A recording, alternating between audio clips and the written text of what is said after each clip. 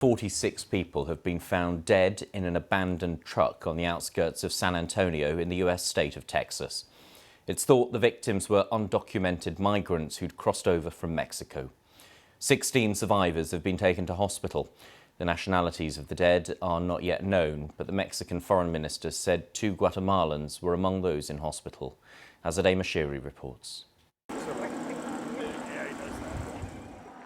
Emergency responders crowd together after dozens of bodies were found in an abandoned lorry. More than a dozen survivors, including children, were rushed to hospital. A worker who works in one of the buildings up here behind me heard a cry for help, came out to investigate, found a trailer with the doors partially open, opened them up to take a look, and found a number of deceased individuals inside. The lorry was found in San Antonio, Texas, around 250 kilometers from the US-Mexico border. The victims were believed to be migrants trying to make their way into the United States. The patients that we saw were hot to the touch. They were suffering from heat stroke, heat exhaustion, no signs of water in the vehicle. It was a refrigerated tractor trailer, but there was no visible working AC unit on that rig. We're not supposed to open up a truck and see stacks of bodies in there. None of us come to work imagining that. The governor of Texas, Greg Abbott, has blamed US President Joe Biden for the deaths, arguing they're a result of his deadly open border policies. State officials in Texas have been dealing with record levels of migrant crossings from Mexico as they've prepared for a surge during a hot summer, with temperatures reaching 39.4 degrees Celsius on Monday. As a federal investigation is launched, these deaths are a reminder of how perilous that journey is. Azadeh Mashiri, BBC News.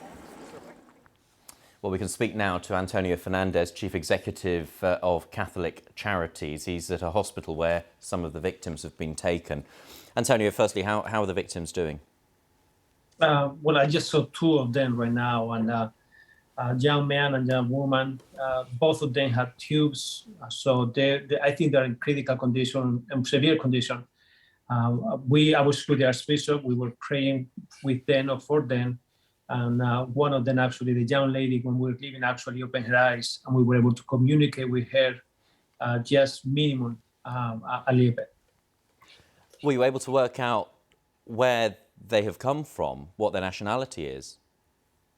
Yeah, the young lady, we actually asked her if she was from Guatemala, and she actually moved her eyes and her head, just nodding, saying yes. And in terms of contacting their relatives, their loved ones who may have seen this news and may be fearing what's happened to their relatives, have you been able to reach their loved ones? No, we haven't, and I don't think anyone has been able to. This lady cannot speak, so it's very hard to even try to communicate with her. We tried to get her name, and we couldn't. So to get any information from her was almost impossible, and I'm sure the hospital is not able to do it sooner or later.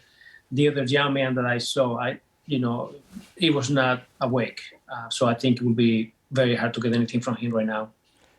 And just to emphasize how harsh the conditions are at the moment. I mean, it's the middle of summer there. I mean, what sort of temperatures are we talking that they would have been encountering? This is over 100 degrees today, Fahrenheit. In Texas, South Texas is really hot. 95, 90 degrees almost every day for sure. And many days we actually pass over 100 degrees. And have you encountered anything like this before? Is this something you have come across, or is this so unusual? I think this is the biggest tragedy that we ever had in the U.S. like this. 5 years ago, I actually was called to the scene where we have another trailer in San Antonio at a Walmart parking lot, but only, I think, 10 people died that time. We have a lot of people who were taken to the police station, to the hospitals, but today makes this even harder than that because there's a lot more people dead. but whoever was not dead had to be rushed to the hospital. So, things had to be really, really bad inside. Okay.